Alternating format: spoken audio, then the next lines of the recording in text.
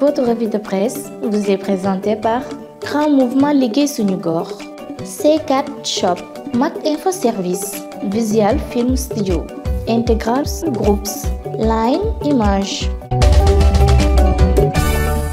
Bonjour. Mauvais choix politique, absence de visibilité, Covid-19, le tourisme en berne. C'est le titre qui barre la une de Sud Quotidien. Deuxième source de devises au Sénégal après la pêche, le tourisme traverse une crise sans précédent, malgré les différentes politiques mises en œuvre par les différents régimes qui se sont succédés à la tête du pays. Le quotidien du groupe Sud Communication indique que c'est un secteur qui cherche sa voie. Face à la concurrence des nouvelles destinations dans les pays voisins, les autorités étaient appelées à développer de nouvelles offres telles l'écotourisme, le tourisme culturel et religieux ou le tourisme de santé pour en tirer le maximum de profit. Le confrère de l'avenue Bourguiba renseigne que la pandémie de la Covid-19 a fini par mettre aujourd'hui ce secteur à genoux. Covid-19 achève tout simplement un secteur agonisant selon Sud Quotidien. Parlons toujours d'économie avec Source A qui nous donne les preuves irréfutables de la signature des licences de pêche par l'actuel ministre. Le 25 avril dernier, le ministre Aliou Ndoye déclarait, je cite, « Depuis ma venue dans ce ministère,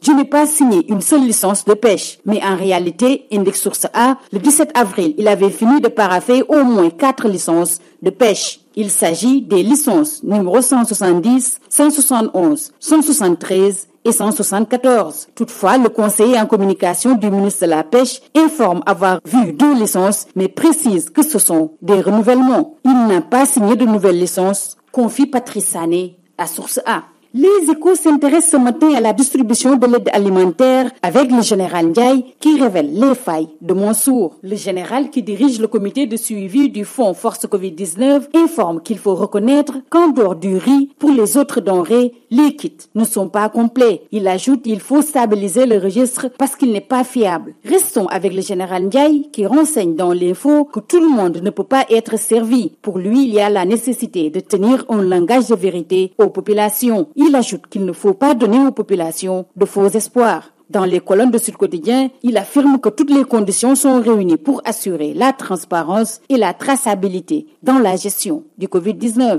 Il ajoute également qu'au Sénégal, il y a beaucoup plus de pauvres que l'on imagine. Guerre des mots autour des perdiums chez les éléments de force Covid-19. Tribune relève les tirs de sommation du général François. C'est une information fausse. Nous faisons du bénévolat. Le bilan du mardi 9 juin du Covid-19 est de 2 décès, 119 cas, dont 17 communautaires. Au total, le pays décompte 4 759 cas positifs, dont 2 994 guéris. Justement, le nombre croissant des guéris de la Covid-19 intéresse Le Soleil qui titre sur la courbe de l'espoir. De 57 guéris le 1er juin, on est passé 109 le 3 juin à 114 le 5 juin, avant d'enregistrer un pic avec 236 personnes contrôlées négatives le 6 juin. Cette tendance globale ascendante pourrait se maintenir selon le chef de service des maladies infectieuses de l'hôpital de Fann, le professeur Moussa Seydi. Et sur la supposée non-transmission du virus par les asymptomatiques, le Sénégal ne changera pas sa stratégie de prise en charge, d'après le professeur Seydi, qui s'est confié au quotidien national.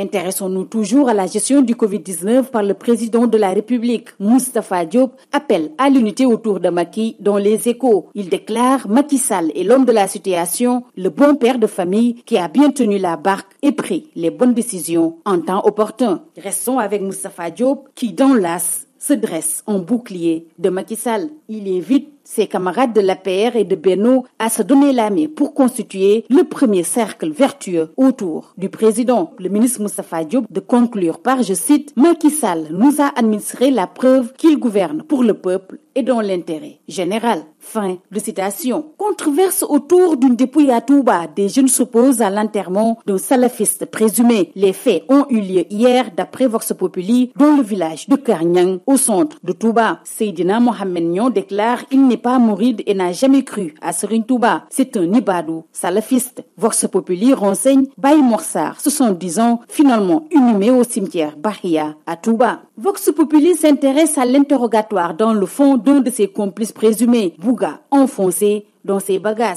Libération revient en détail sur les nouvelles révélations d'Oumar Samb sur les bagages, entre guillemets, que l'ancien député gardait dans sa voiture. Lamine Diack était hier devant la 32e chambre correctionnelle de Paris dans le cadre du procès relatif au scandale de la Fédération internationale d'athlétisme. D'après l'AS, dans ses propos, l'ex-président de l'I2AF nie les faits qui lui sont reprochés. À la barre, il a taxé son fils Massata Diack de voyou. Il s'est conduit comme tel, lance Lamine Diack. Si c'est Massata qui l'a fait, il a eu un comportement de voyou, conclut-il dans Vox Populi. Stade, le quotidien du sport, titre ce matin sur Ronaldo ce vendredi, Messi samedi, le comeback des deux extraterrestres. 11 ballons d'or sous les yeux des fans de foot contre l'AC Milan. CR7 vise la finale de Coupe d'Italie. Quant à Messi à Majorque, il est dans la peau du leader. Terminons par Sunu Lamb, invaincu depuis ses débuts en 2012, qui, pour résoudre l'équation, regrette un arsenal mystique impressionnant, une force herculéenne. Sunu Lamb de rappeler que devant Regrec, Elton déraille et grille de patrouille. C'est tout. À vos journaux et très bonne lecture.